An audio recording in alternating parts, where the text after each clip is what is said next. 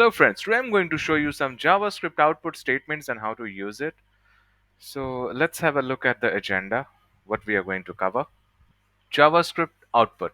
So JavaScript display possibilities. JavaScript can display data in many different ways. Writing into an HTML element using the inner HTML, writing into the HTML output using document.write, writing into an alert box using window.alert, writing into the browser console using console.log. Let's see them in action. So here we will begin with the first one, that is the inner HTML. So what this inner HTML is doing is it's trying to figure out an element named demo, and within it it's trying to print the sum of two values, say 10 plus 6. Okay, let's see this in action.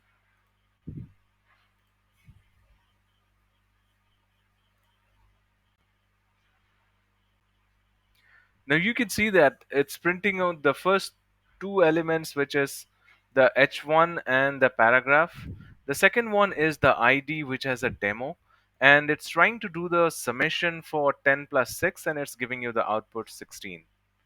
Okay, so that's how the document.get element by ID and then dot inner HTML works. So instead of printing this sum, if I try to print a text, so we will do it this way: sum text. If I refresh this one and you look at the browser again, this sum has changed into some text. All right. So that is about your inner HTML. Now moving on forward, we will look at the document.write. So the document.write is going to print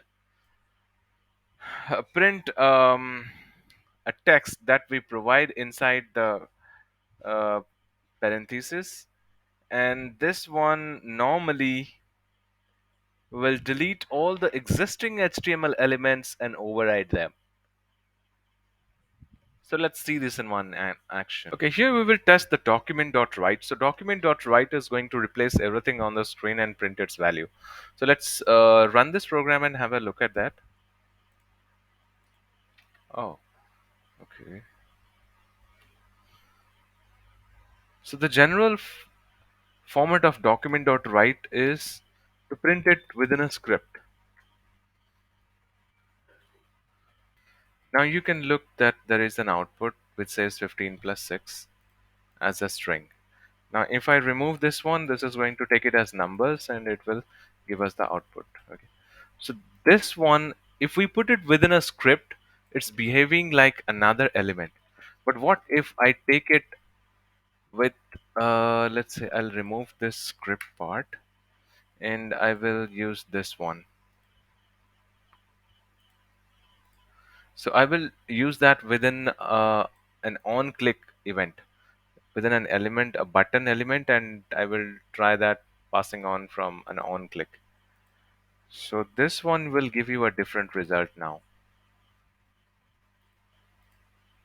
See this, we have HTML elements and we have a try it button.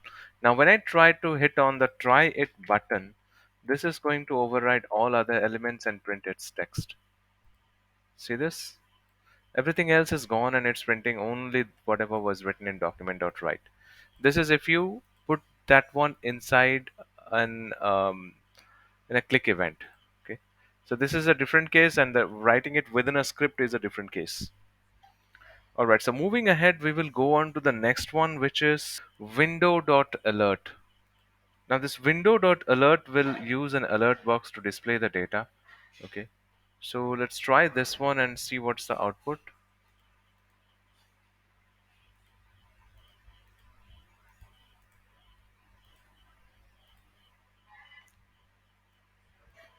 You can see this one is within an alert box which says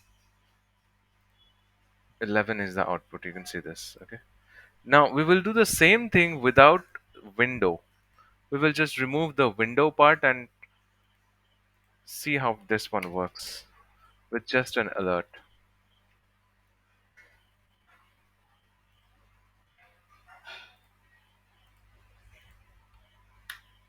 So the same thing, no difference. Okay, you can put it with window.alert or just an alert.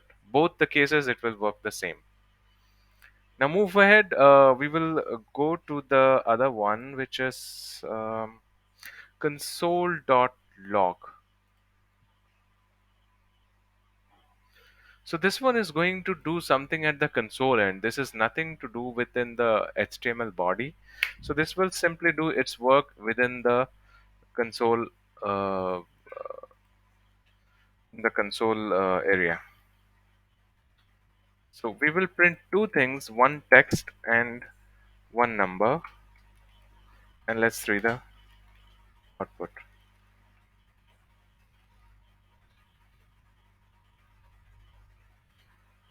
Let's run this and have the uh, look at the action.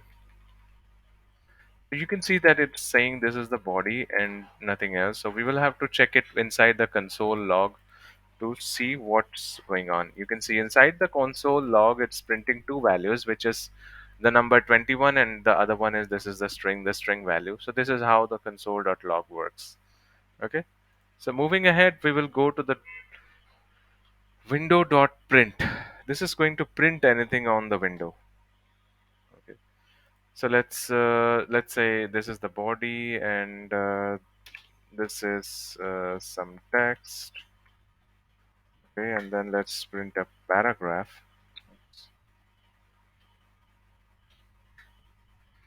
Let's say this is a paragraph.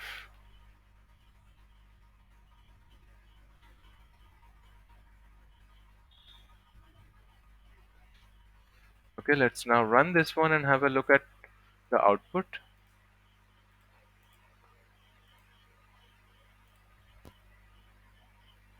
So the result came up with some text inside the body. And now what we are going to do is we will try with the print this page option and see how it works. Okay. It opens up a print window and it shows us that there is some text and the button is also coming inside it. So however, the window.print is working this way. Okay. All right, guys. So that was all about this video. What we wanted to look at, what are the JavaScript output options. We will have few more videos coming in going further. So until then, stay connected, stay tuned, and happy coding.